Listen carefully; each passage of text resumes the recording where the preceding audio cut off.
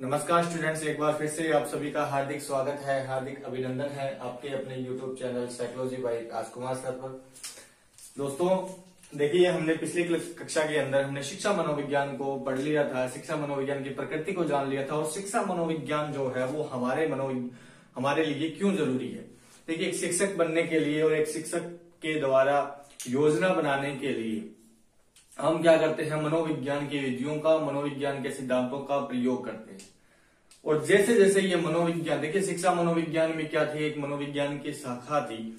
इसके अलावा अनेकों प्रकार की मनोविज्ञान की शाखाएं हैं, जिसमें पशु मनोविज्ञान है, परा मनोविज्ञान है, सामाजिक मनोविज्ञान है, ठीक है, विकासात्मक मनोविज्ञान है, बाल मनोविज्ञान है। तो अनेकों प्रकार के मनोविज्ञान की जो शाखाएं हैं, उन शाखाओं में एक सबसे प्रचलित शाखा जो हमारे लिए बहुत उपयोगी है वो शिक्षा मनोविज्ञान।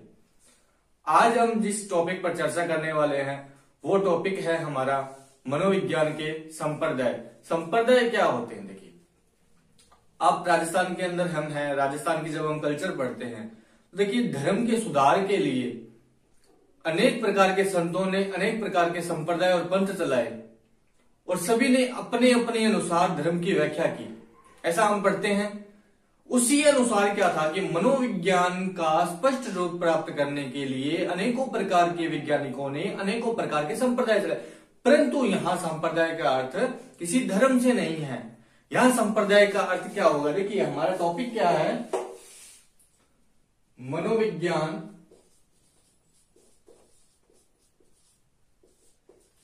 के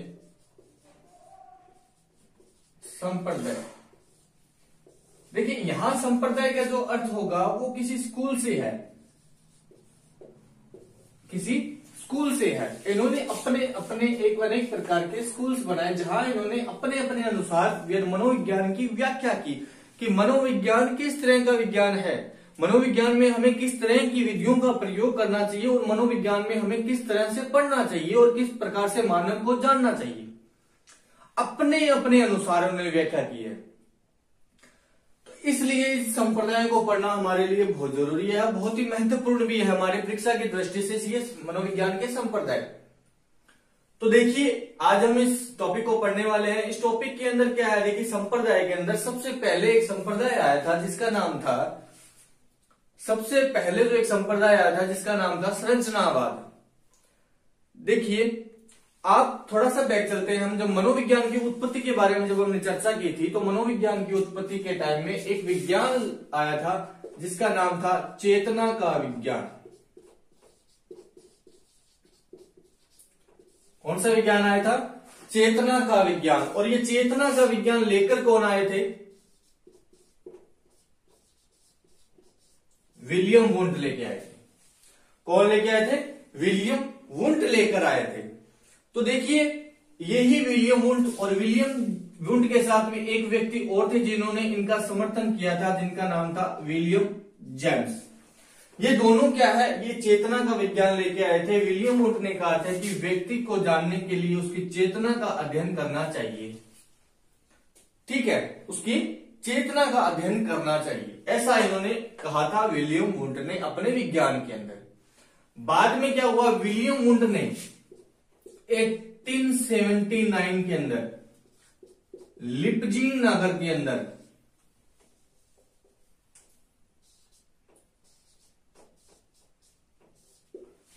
लिप्जिंग नगर, ये कहां था? जर्मनी का। और ये जो विलियम वुंट थे ये भी कहां के थे? जर्मनी के थे, ठीक है, ये बात हमें याद रखनी है। जर्मनी का था। और इस जर्मनी के लिए इस लिप्जिंग नगर के लिप्जिंग विश्वविद्यालय,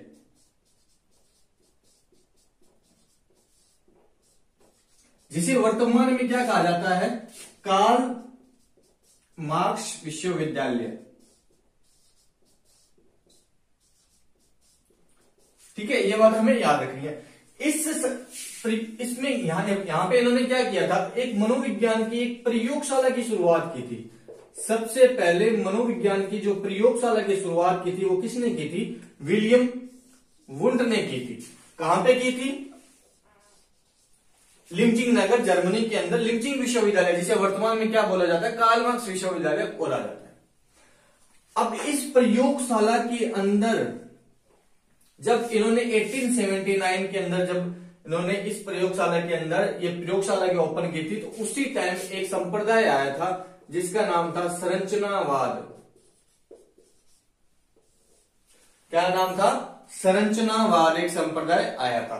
और ये संप्रदाय लेकर कौन आए थे? ये संप्रदाय लेकर आए थे विलियम वुंट लेके आए थे।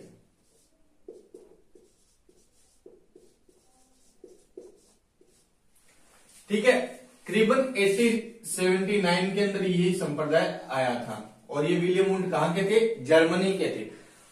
अब इस प्रयोगशाला का इस संप्रदाय से बहुत ज्यादा संबंध है, क्योंकि जब इस संप्रदाय इस प्रयोगशाला में जब प्रयोग हो रहा था तो वो प्रयोग इसी संप्रदाय के आधार पर हो रहा था।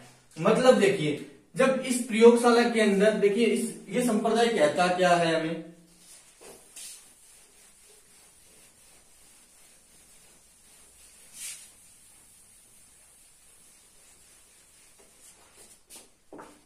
मनोविज्ञान के इस प्रयोगशाला के अंदर, मनोविज्ञान की इस प्रथम प्रयोगशाला के अंदर चेतना के ऊपर प्रयोग किया गया। चेतना या हम कह सकते हैं संवेदना पर प्रयोग किया गया। इस प्रयोगशाला के अंदर चेतना या संवेदना के ऊपर प्रयोग किया गया और उसी को ही क्या कहते हैं? संरचनावाद कहते हैं। ठीक है, इसी को विलियम वुंट ने क्या नाम दिया था? संरचनावाद संप्रदाय नाम दिया था, जिसके अंदर क्या था कि चेतना और संवेदना के ऊपर प्रयोग किया गया था। इन्होंने कहा था कि व्यक्ति की चेतना को जानना ही हमारे लिए मनोविज्ञान की सबसे पहली उपलब्धि है। तो देखिए यहां पे चेतना और संवेदना का अर्थ क्या होता है, सबसे पहले तो हमें ये जानना है। देखिए हमारे शरीर में क्या है? 5 ज्ञानेंद्रियां हैं। हमारे शरीर में क्या है? 5 ज्ञानेंद्रियां हैं। आंख, नाक, जीभ, त्वचा। ठीक है, ये क्या है? 5 ज्ञानेंद्रियां हैं हमारे शरीर के अंदर। ये पांचों ज्ञानेंद्रियां जो है, अब इन पांचों ज्ञानेंद्रियों से जो सबसे पहले हमें जो ज्ञान प्राप्त होता है वो ज्ञान क्या कहलाता है? संवेदना कहलाता है। उसी को ही हम क्या कहते हैं? चेतना कहते हैं। ठीक है, उसी को ही हम क्या कहते हैं? चेतना कहते हैं। ठीक है, यानी कि देखिए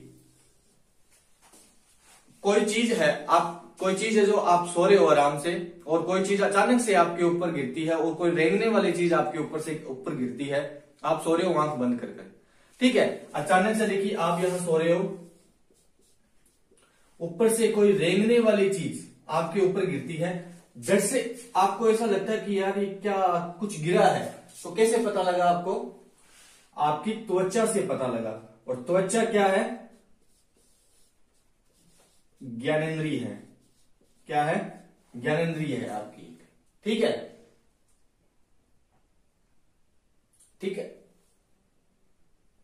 तो ये क्या है? आंख, नाक, कान, जीभ और त्वचा, ये क्या है? आपकी पांचों ज्ञानेंद्रियां हैं। और इन पांचों ज्ञानेंद्रियों में त्वचा की वजह से आपको पता लगा कि कुछ रेंगने वाली चीज जो है वो आपके ऊपर गिरी है। तो यानी कि आपकी इंद्रिय के द्वारा जो प्रथम ज्ञान आपको प्राप्त हुआ वो क्या है? आपकी संवेदना है। वो आपकी क्या है? संवेदना है। ठीक है, वो संवेदना कहलाती है। और इसी संवेदना को ही क्या कहते हैं? हम चेतना कहते हैं।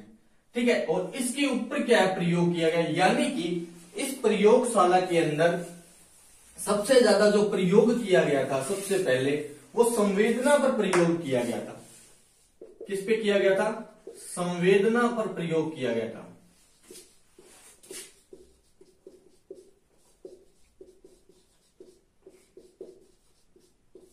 ठीक है, संवेदना के ऊपर प्रयोग किया गया था। आई बात समझ में? तो ये था इस संप्रदाय के अंदर। ठीक है, और इस संप्रदाय के अंदर क्या था कि ये जो संप्रदाय एक शिक्षण सूत्र के आधार पर भी कार्य करता था। उस शिक्षण सूत्र का नाम क्या था? अंश से पूर्ण की ओर। अंश से पूर्ण की ओर, या इसे हम कहते हैं विश्लेषण से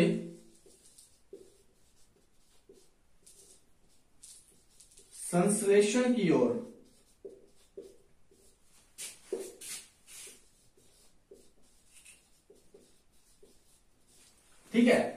अंश से पूर्ण की ओर या विश्लेषण से संश्लेषण की ओर। इसका अर्थ क्या होता है कि किसी भी विषय वस्तु के सबसे पहले उसके अंश के बारे में पढ़िए, फिर उसको पूर्ण की ओर पढ़िए, यानी कि पहले उसे छोटे छोटे भागों में पढ़ना है, उसके बाद उसे डिटेल से पढ़ना है, उसे उसका पूर्ण रूप पढ़ना है।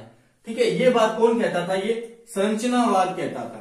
पहले हमें क्या करना है, उसके अंश को पढ़ना है, और अंश को पढ़ने के बाद उसकी पूर्णता के बारे में हमें जानना है।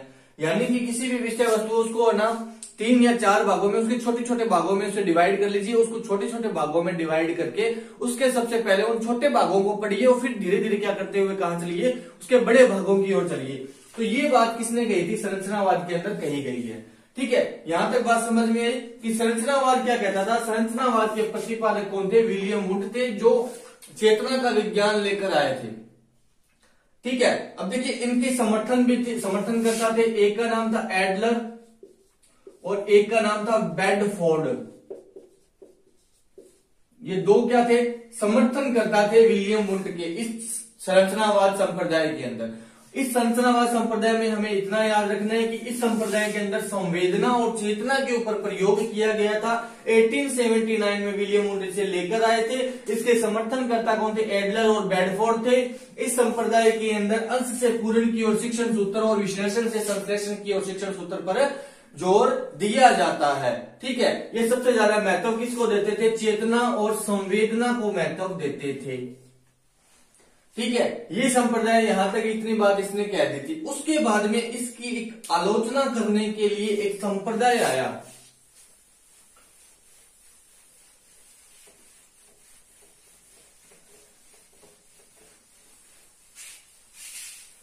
देखिए, संरचनावाद के बाद में एक संप्रदाय आया जिसका नाम था प्रकार्यवाद। प्रकार्यवाद या हम इसे कहते हैं कार्यवाद। ठीक है, प्रकार्यवाद या कार्यवाद इस संप्रदाय को कहा जाता है। देखिए, जब चेतना का विज्ञान आया था तो चेतना के विज्ञान में 2 व्यक्ति थे। एक थे विलियम वुड और दूसरे थे विलियम जेम्स, जिन्होंने चेतना के विज्ञान का क्या किया था? समर्थन किया था। ये समर्थन करता थे विलियम जेम्स। ठीक है, ये समर्थन करता थे। और थोड़े टाइम के बाद में क्या हुआ इनके बीच में, जब कुछ समय के अंतराल के बाद में क्या हुआ, इन दोनों के अंदर एक द्वंद्व पैदा हो गया, एक मतभेद पैदा हो गया चेतना को लेकर। और वो द्वंद्व क्या है? उसने एक संप्रदाय को जन्म दे दिया। उसी द्वंद्व की वजह से एक नया संप्रदाय आया जिसका नाम था प्रकार्यवाद या कार्यवाद संप्रदाय, जिसे कहा जाता था। इसे प्रकार्यवाद या कार्यवाद संप्रदाय क्यों कहा जाता था? क्योंकि देखिए, इसके प्रतिपादक कौन थे? सबसे पहले तो हमें यह पता होना चाहिए कि किसी भी संप्रदाय का प्रतिपादक कौन है, क्योंकि प्रश्न यहां से सीधा डायरेक्ट भी पूछ लिया जाता है कि प्रकार्यवाद संप्रदाय के प्रतिपादक कौन है, या विलियम जेम्स कौन सा संप्रदाय लेकर आए थे। तो देखिए, प्रकार्यवाद संप्रदाय के जनक कौन है? William James. विलियम जेम्स जो है वो प्रकार्यवाद संप्रदाय लेकर आए थे आप। ठीक है, इन्होंने विलियम वुड के उस संरचनावाद संप्रदाय की क्या की थी? आलोचना की थी, या उसके विरुद्ध इस संप्रदाय को लेकर आए थे। इन्होंने क्या कहा कि विलियम वुड क्या कहता था कि व्यक्ति की चेतना को समझिए और व्यक्ति को जानिए, यानी कि हमें व्यक्ति को जानने के लिए केवल उसकी संवेदना और चेतना को जानना है। परंतु क्या कहते थे विलियम जेम्स, क्या कहते थे, इनके बीच में थोड़े टाइम के बाद इस बात के ऊपर द्वंद्व पैदा हुआ, मतभेद पैदा हुआ कि चेतना को नहीं जानना, हमें चेतना के द्वारा किए गए कार्यों को जानना है। चेतना के द्वारा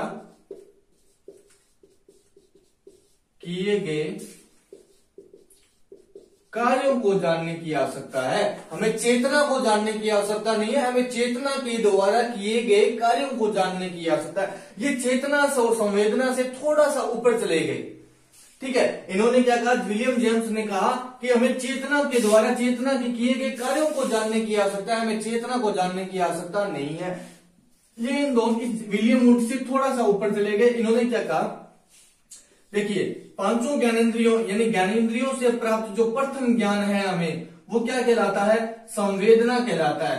अब यहां इन्होंने तो यहां तक प्रयोग करके छोड़ दिया था, विलियम वुड ने यहां तक प्रयोग करके छोड़ दिया था। अब इसके बाद में ये विलियम जेम्स जो थे वो थोड़ा सा ऊपर चले गए, इन्होंने प्रत्यक्षीकरण पर बल दिया। इन्होंने कहा कि व्यक्ति के प्रत्यक्षीकरण पर इन्होंने क्या बल दिया, किसके अंदर, प्रकार्यवाद संप्रदाय के अंदर। विलियम जेम्स, प्रकार्यवाद संप्रदाय के अंदर प्रत्यक्षीकरण पर जोर डाला गया। यह बात हमें याद रखनी है। अब देखिए प्रत्यक्षीकरण क्या होता है, वो 3 भागों में बंटा होता है। सबसे पहले व्याख्या, नाम, पहचान, ठीक है, ये हम कह सकते हैं। ये 3 भागों में बंटा हुआ है। कौन, प्रत्यक्षीकरण। देखिए किस प्रकार से, देखिए कोई, आपको मैंने एक उदाहरण दिया था कि नहीं, आप लेट रहे हो, कोई चीज जो है वो रेंगने वाली चीज जो है वो आपके ऊपर आके गिरती है। आपको कैसे पता लगा, आपकी त्वचा की वजह से पता लगा, आपकी ज्ञानेंद्रिय ने आपको सबसे पहले सिग्नल दिया कि कुछ रेंगने वाली चीज जो है वो आपके शरीर के ऊपर से दौड़ रही है। यानी कि आपको त्वचा के द्वारा सबसे पहले ज्ञान प्राप्त हुआ, यानी कि आपको एक ज्ञानेंद्रिय के द्वारा सबसे पहले ज्ञान प्राप्त हुआ, यानी कि वो क्या है, संवेदना है। अब क्या है, संवेदना तो आपको हो गई, तो आप क्या करोगे, उसके बाद में प्रत्यक्षीकरण करने की कोशिश करोगे। प्रत्यक्षीकरण का मतलब आप अपनी आंखों को खोलोगे और उसे देखोगे कि वो क्या है, वो सांप क्या है। देखने के बाद आपको पता लगेगा कि या तो वो कोई रस्सी है, या कुछ ऐसा हम कह सकते हैं कि सांप है, ठीक है, या हम कह सकते हैं कि सांप है। देखते ही आपने क्या किया, उसके बारे में पता किया, उसकी पहचान के बारे में, उसके नाम के बारे में, और उसके बारे में व्याख्या की कि ये है क्या, सांप है, ठीक है, ये कैसे आया, क्यों आया, इस प्रकार से आपने उसकी व्याख्या की है। तो वो क्या है, आपका प्रत्यक्षीकरण है, ठीक है। अब देखिए आपके सामने मैं कोई चीज, जैसे मार्कर है, मैं आपके सामने कर रहा हूं, तो ये क्या है, आप इसका क्या कर रहे हो, प्रत्यक्षीकरण कर रहे हो। आप इसे देख रहे हो, इसके बारे में जानोगे, इसके नाम के बारे में, ये क्या है, ये मार्कर है, ठीक है, तो इसका नाम क्या हुआ, ये व्याख्या है। तो ये क्या होता है, ये प्रत्यक्षीकरण होता है, ठीक है। संवेदना के बाद में एक प्रक्रिया और होती है जिसका नाम क्या है, प्रत्यक्षीकरण कहलाता है। और इस प्रत्यक्षीकरण के ऊपर इस प्रकार्यवाद संप्रदाय के अंदर जोर दिया गया था, ठीक है। आई बात समझ में, प्रकार्यवाद संप्रदाय क्या है। प्रकार्यवाद संप्रदाय क्या होता है कि प्रकार्यवाद संप्रदाय के अंदर चेतना के द्वारा किए गए कार्यों पर जोर दिया जाता है और प्रत्यक्षीकरण पर जोर दिया जाता है। यह बात हमें याद रखनी है, प्रकार्यवाद संप्रदाय, ठीक है। उसके बाद देखिए जब 2 संप्रदाय आ गए, एक आ गया संरचनावाद संप्रदाय और दूसरा आ गया प्रकार्यवाद संप्रदाय। मनोविज्ञान में सबसे पहले जो संप्रदाय आया था वो संरचनावाद संप्रदाय था, ठीक है, ये बात हमें याद रखनी है।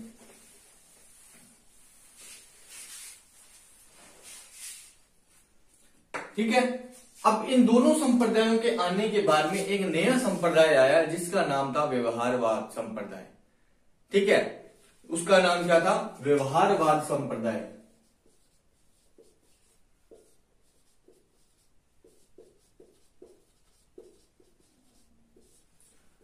अब ये संप्रदाय क्यों आया, इसने क्या कहा, देखिए व्यवहारवाद संप्रदाय को थोड़ा सा हम पढ़े, मनोविज्ञान को वर्तमान युग में क्या कहा जाता है, व्यवहार का विज्ञान कहा जाता है। और ये विज्ञान इसलिए आया क्योंकि देखिए 1920-1924 के करीब करीब क्या था कि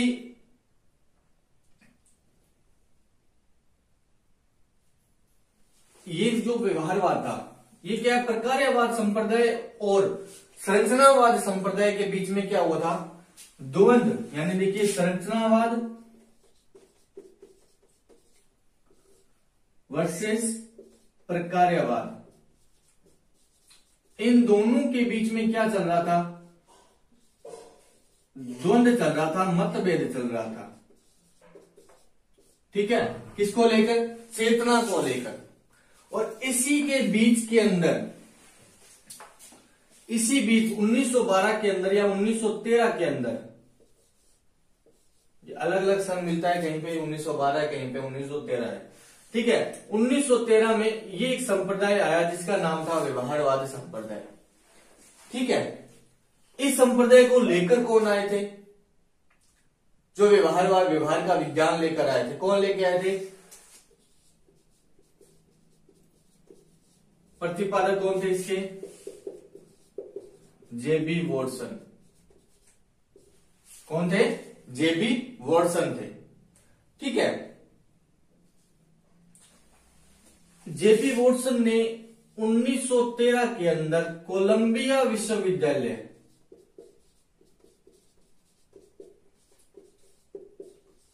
के अंदर क्या की? व्यवहारवाद की नींव रखी।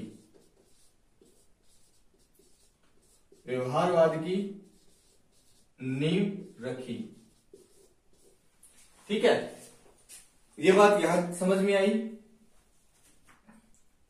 क्योंकि 1912 और 1914 के समय क्या था कि इन दोनों के बीच में क्या चल रहा था? द्वंद्व चल रहा था। और उस 1912 से 1913 के बीच में जो द्वंद्व चल रहा था उसके बीच में एक सन था 1913, और 1913 के अंदर ये संप्रदाय व्यवहारवाद संप्रदाय है। इसने क्या कहा? इसने कहा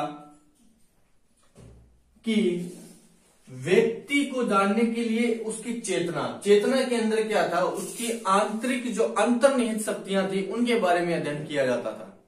उसकी अंतर्निहित। तो इन्होंने क्या कहा कि व्यक्ति के अंतर के साथ साथ उसकी बाह्य शक्तियां भी है।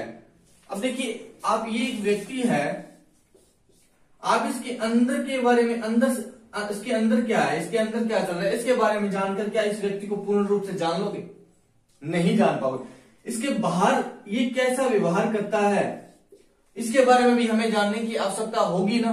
तो इसी विवाद पर इसने ये संप्रदाय पैदा किया, व्यवहारवाद संप्रदाय। इसने क्या कहा कि व्यवहारवाद संप्रदाय के अंदर कि व्यवहारवाद संप्रदाय के अंदर व्यक्ति की अंतर्निहित शक्तियों के अलावा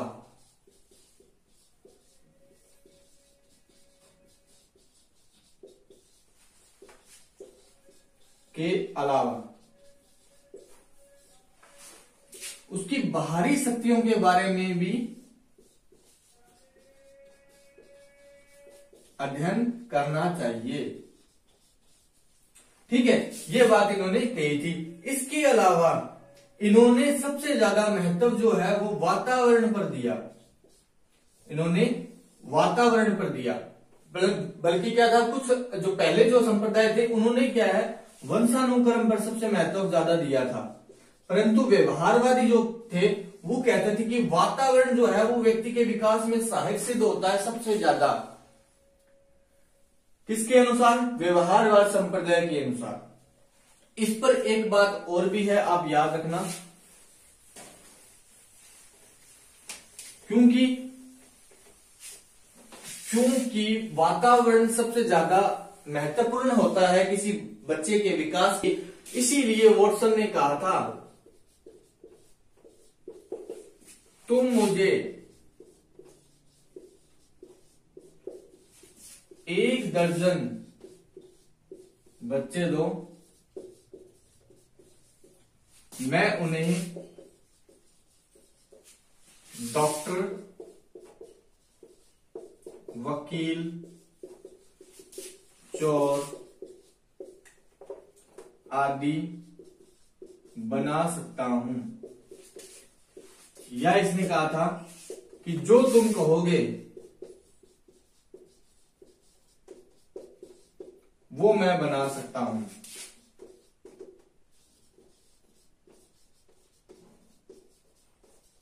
यह बात किसने कही थी? वॉटसन ने कही थी। क्यों कही थी? क्योंकि ये व्यवहारवादी थे, ये वातावरण को महत्व देते थे। इन्होंने अपने स्कूल के अंदर क्या है, एक स्कूल बनाया, जैसे स्कूल होते हैं इनकी संप्रदाय के अंदर, इन्होंने वातावरण को महत्व दिया। इन्होंने कहा कि व्यक्ति के विकास के अंदर सबसे ज्यादा जो अहम भूमिका निभाता है वो उसका वातावरण निभाता है। अगर एक अच्छे वातावरण में एक ऐसी सोसाइटी है, एक ऐसे वातावरण में बच्चा रह रहा है जिस सोसाइटी में सभी पढ़े लिखे बच्चे हैं और सभी पढ़े लिखे लोग हैं और जो अच्छे लोग हैं, तो वहां बच्चे का विकास क्या होगा उसी तरह से। आपने एक मोगली वाली कहानी तो सुनी होगी सबने, मोगली वाली कहानी। मोगली क्या था, वो बचपन में अपने माता पिता से बिछड़कर कहां चला जाता है? भेड़ियों के झुंड में चला जाता है। ठीक है, भेड़ियों के झुंड में चला जाता है। तो क्या होता है, धीरे धीरे जैसे जैसे वो बड़ा होता है तो वो भेड़ियों की तरह ही आचरण करने लग जाता है। उन्हीं भेड़ियों के साथ वो जंगल के अंदर रहने लग जाता है, उन्हीं के अनुसार ही खाना खाने लग जाता है। और भेड़ियों का ही वो दूध पीकर जो बड़ा होता है, ठीक है, तो वो उसी तरीके का हो जाता है। अगर वो एक समाज के अंदर होता तो सामाजिक प्राणी के रूप में कार्य करता, परंतु वो जानवरों के बीच में रह के एक जंगल के प्राणी की तरह आचरण करने लगा था।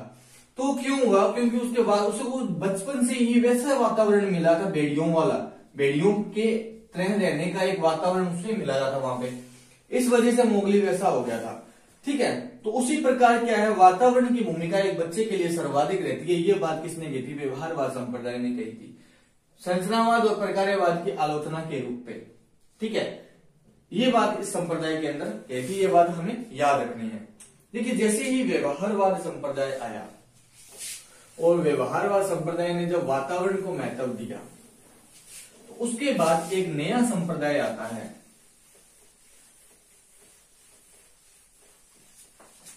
उस संप्रदाय का नाम है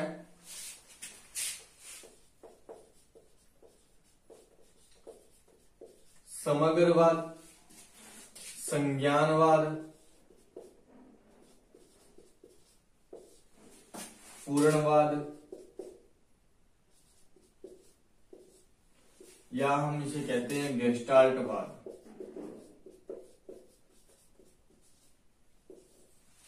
ठीक है, ये संप्रदाय जो है इसने व्यवहारवाद की भी आलोचना की, इसने संरचनावाद की भी की, इसने प्रकार्यवाद की भी की, ठीक है। इसने इन तीनों की आलोचना की समग्रवाद ने। इसने कहा कि समग्रवाद, संज्ञानवाद, पूर्णवाद और गेस्टाल्टवाद, इस संप्रदाय ने क्या कहा? इस संप्रदाय के प्रवर्तक कौन थे? सबसे पहले तो हमें यह पता होना चाहिए। देखिए, इस संप्रदाय को लेकर आए थे वृद्धिमर। कौन लेके आए थे? वृद्धिमर लेकर आए थे, और वृद्धिमर का सहयोग किया था कोहलर और कॉफका ने, ठीक है। वृद्धिमर का सहयोग किया था कोहलर और कॉफका ने। अब ये संप्रदाय जो है संज्ञानवाद, पूर्णवाद और गेस्टाल्टवाद, अब देखिए इसके अंदर एक शब्द है गेस्टाल्टवाद। ये जो गेस्टाल्टवाद शब्द है ये कहां का है? जर्मनी भाषा का शब्द है। गेस्टाल्टवाद शब्द जो है वो जर्मनी भाषा का शब्द है, ठीक है, या हम कह सकते हैं जर्मनी भाषा का शब्द है। जर्मनी भाषा के अंदर इस गेस्टाल्ट का अर्थ क्या होता है? देखिए, गेस्टाल्ट का अर्थ होता है पूर्णता, पूर्णता, ठीक है।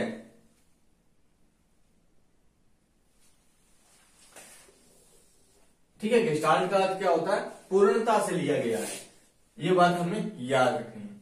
अब देखिए, इस संप्रदाय के अंदर क्या था? ये संप्रदाय कहता था, इस संप्रदाय ने सबसे ज्यादा जो महत्व दिया था वो सूझ के ऊपर दिया था, उसने तर्क के ऊपर प्रयोग किया था, उसने चिंतन के ऊपर जोर दिया, उसने मनन के ऊपर प्रयोग या जोर दिया था।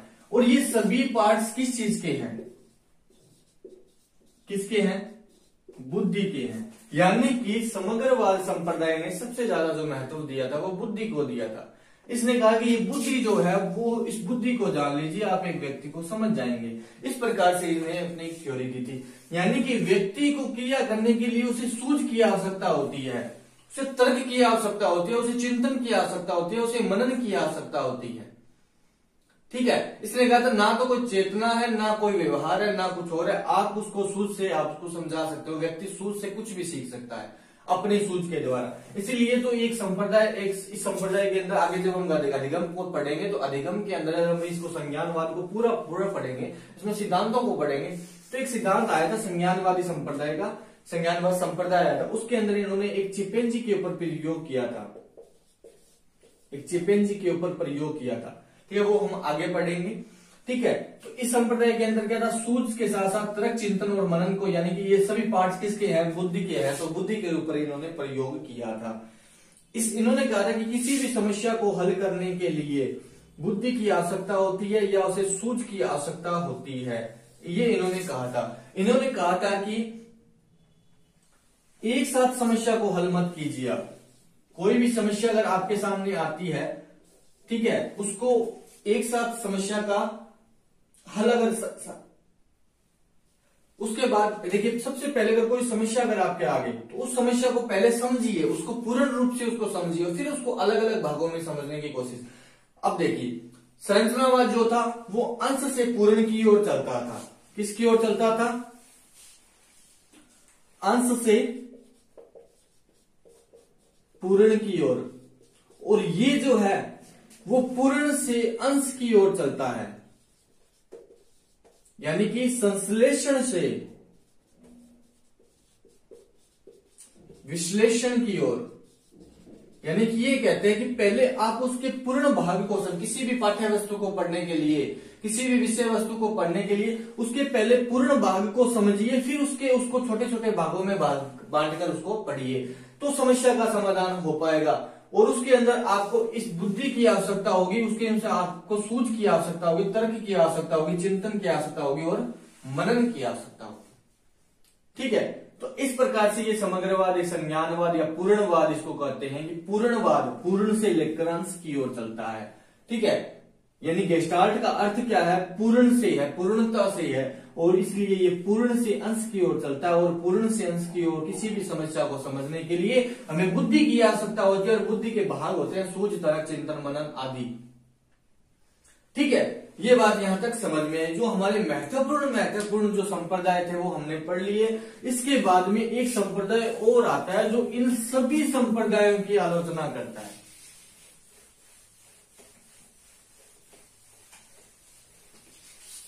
वो इन सभी संप्रदायों की आलोचना करता है। ठीक है, उसके बाद देखिए कौन सा संप्रदाय है जो इन सभी संप्रदायों की आलोचना करता है? वो है मानवतावादी संप्रदाय। ठीक है, मानवतावादी संप्रदाय। इस संप्रदाय को लेकर कौन आए थे? अब्राहम मैस्लो लेके आए थे। कौन लेके आए थे? अब्राहम मैस्लो लेके आए थे। और इसके सहायक कौन थे? Karl Rogers.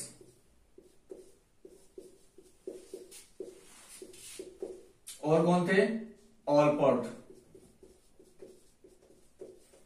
इसने कहा कि किसी भी व्यक्ति को जानने के लिए आप उसको उसकी चेतना की आवश्यकता नहीं है, उसके चेतना के कार्यों की आवश्यकता नहीं है, ना ही उसके व्यवहार की आवश्यकता है आपको, और ना ही उसके सूझ या उसके संज्ञान की आवश्यकता है। ये बात हम कह सकते हैं। ठीक है, ना ही उसके व्यवहार की आवश्यकता है, इन किसी की भी आवश्यकता नहीं है। केवल आप उस व्यक्ति की आवश्यकता को पढ़ लीजिए, उसकी आवश्यकता को जान लीजिए, उसकी मांग को जान लीजिए कि वो मांग क्या रहा है आप लोगों से। ठीक है, उसकी आवश्यकता को समझ लीजिए तो आप व्यक्ति को समझ जाएंगे। इन सभी को पढ़ने की जरूरत नहीं है, आप केवल व्यक्ति की आवश्यकता को जानिए। ये मानवतावादी संप्रदाय कहते हैं। देखिए, अब्राहम मैस्लो को आशावादी या मानवतावादी संप्रदाय का जनक माना जाता है। ठीक है, मानवता का जनक माना जाता है, या हम ये कह सकते हैं आशावाद का और मानवता का जनक माना जाता है इसे।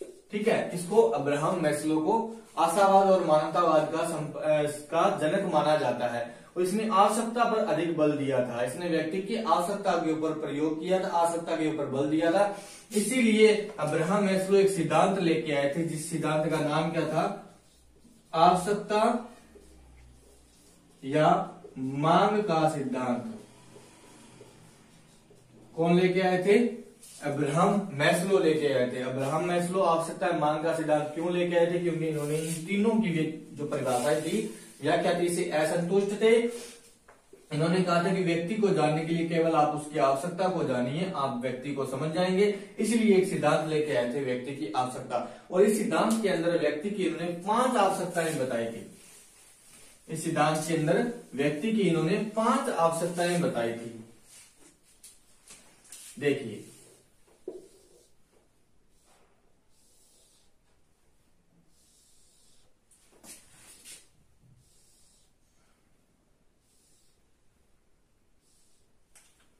सबसे पहली जो आवश्यकता थी वो कौन सी थी? शारीरिक आवश्यकता। या हम इसे कहते हैं दही की आवश्यकता। ठीक है, पहली आवश्यकता समझ में आई। उसके बाद में जो दूसरी आवश्यकता है वो है सुरक्षा की आवश्यकता, सुरक्षा की मांग। तीसरी जो आवश्यकता है वो है समाज की मांग।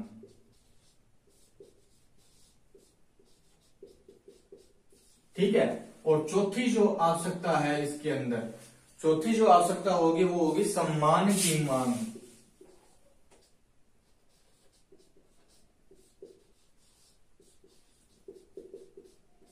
और पांचवी जो आवश्यकता होगी वो होगी आत्मसिद्धि।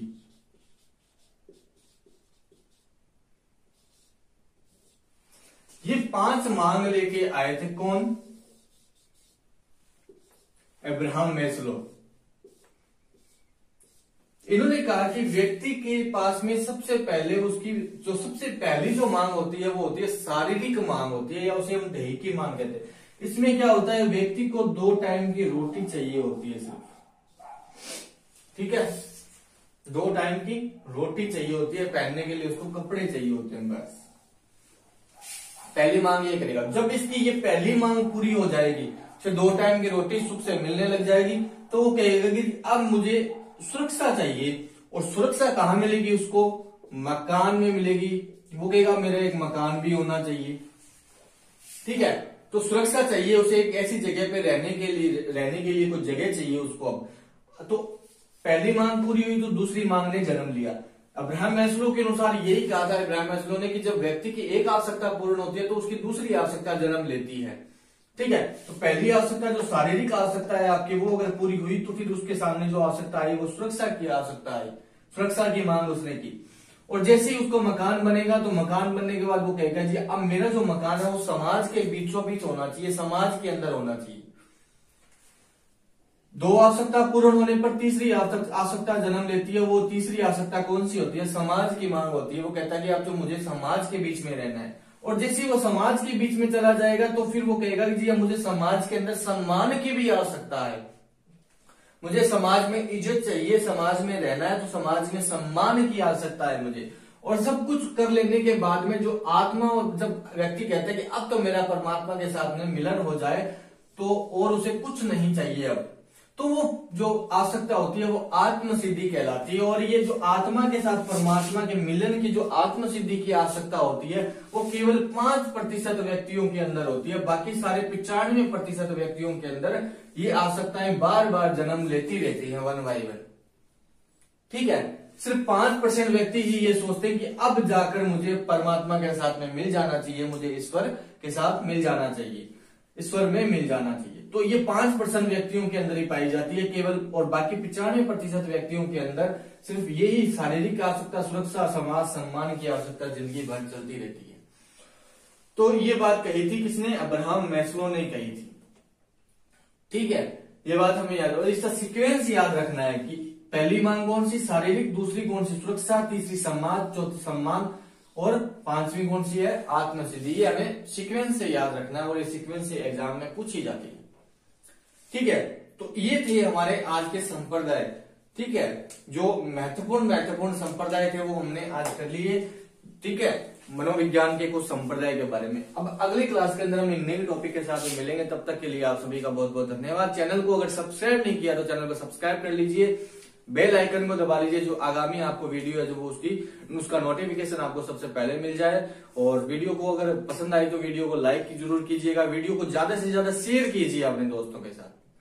ठीक है, जितने भी आपके व्हाट्सएप, फेसबुक आप जो भी चलाते हो उन सभी के ऊपर आप इसको शेयर कीजिए। और तब तक के लिए अगली क्लास में एक नए टॉपिक के साथ मिलेंगे। तब तक के लिए आप सभी का बहुत बहुत धन्यवाद।